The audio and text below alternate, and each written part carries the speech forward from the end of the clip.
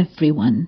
Here we are with our third video, our third episode on modern and contemporary art. In my previous videos, we saw how, after experiencing chaos and torment, the art world observes itself. It faces itself with no judgment before it can evolve. The alchemical transition from nigredo to albedo, however, is not something obvious and is never definitive, at least not for a while. In art, as in our lives, moments of regression are still numerous. We proceed toward the albedo to observe ourselves with no judgment, but often, unwillingly, we fall back into chaos and torment. And this happens sinusoidally. The evolutionary process is sinusoidal and not linear. In this sinusoidal process between regression and development, just like us, art can undergo fragmentation and separation, as it occurred throughout the 19th century, and especially in its second half. Consequently, it happened that part of the art world focused their attention on the social reverberations of industrialization, turning their production into activist art. This was the case with realism, as well as the pre-Raphaelite Brotherhood in England. Still inspired by realism, another part of the art world broke every accepted beauty rule. Fairly faithful to the positivist movement and scientific method, it focused on the observation of natural phenomena. This was the case with the Impressionist movement. A third part recognized Italian Renaissance art, the most widely taught, as we've seen in the academies of the time, as the best suited to an expanding imperialist policy. This is the case with the so-called New Renaissance or eclectic style in art.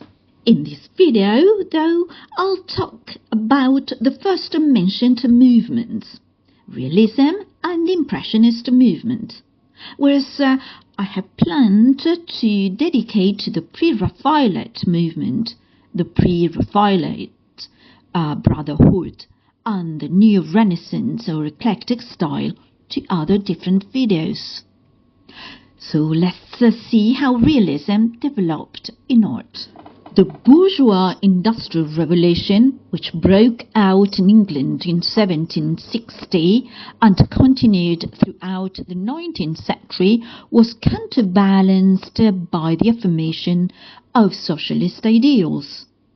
The center of attention, then, of numerous writers and artists became the inhuman conditions of the workforce, producing artworks of extreme intensity, often with an informative as well as protesting tone. The first painting to mark the beginning of realism in art was The Stonebreakers by a rebellious and nonconformist French artist, Gustave Courbet. It was exhibited for the first time in Paris in 1849. A year later, the publication of the Manifesto by Karl Marx and Engels. Perhaps the two never actually met, and there was no direct relationship between them, but a common feeling regarding the oppressive policies of industrialization on workers had certainly spread and developed throughout Europe. The painting depicts a kneeling man breaking large stones into pebbles, and a boy struggling to move a heavy basket of pebbles. Both are repeating gestures that no longer have any connection with either their mind or heart, and their expressionless gaze betrays a state of psychological apathy. The brutalization is as much psychological as it is material. Many artists, including Millet, Daumier and Corot, with these landscapes, joined the realist movement, as did Italian Macchiaioli painters such as Fattori and Signorini, and the American artist Winslow Homer.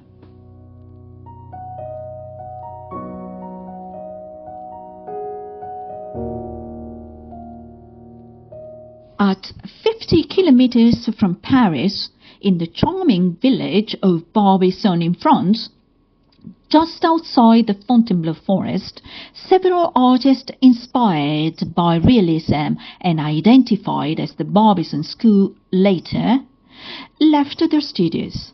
The first one among them was Theodore Rousseau, not to be confused with Herido. They left their studios to paint en plein air, in direct contact with nature and landscape, tired of the academic training, still tied to classical and Renaissance style. The Impressionist movement originated from the Barbizon School, establishing itself with its first exhibition at the Nader Photography Studio in Paris in April 1874. Their style, which seemed to challenge with the official saloon, proved to be a true break with traditional art. The main names are those of the writer Verlaine and the painters Monet, Pissarro, Renoir, Degas, Sisley, Morrison and Manet. Their style was a true representation of the impression. They captured the moment, the light, the atmosphere, but not the objective detail. The gaze of the Impressionist artists or writers never delved deeply into the human soul or their spirituality, their most spiritual side, preferring instead to remain within a purely scientific realm. It's not that they didn't reproduce their state of mind, but they reproduced it as such. The painters, and they were revolutionary for that, abandoned the pencil and outline, preferring color and the superimposition of color, a loose, rapid, multi-layered color, so as to express and make anyone feel the refraction of light at different hours of the day. But they also depicted the sounds and noises of the urban or landscape context. In writing, however, the syntax was loose, the sentences were very short, and notations, as was the metaphorical use of colors and sounds. Everyday life, urban scenes, modernity, filtered through individual perception. This was what they represented and wrote about. Meanwhile, in England, in contrast to a society where materialism was increasingly endangering the entire humanity, a strong desire for medieval revival developed.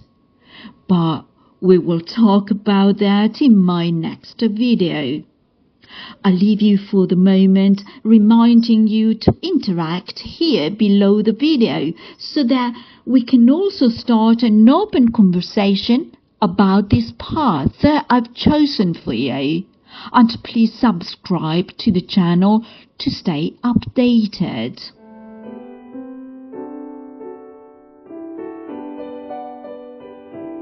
See you next time.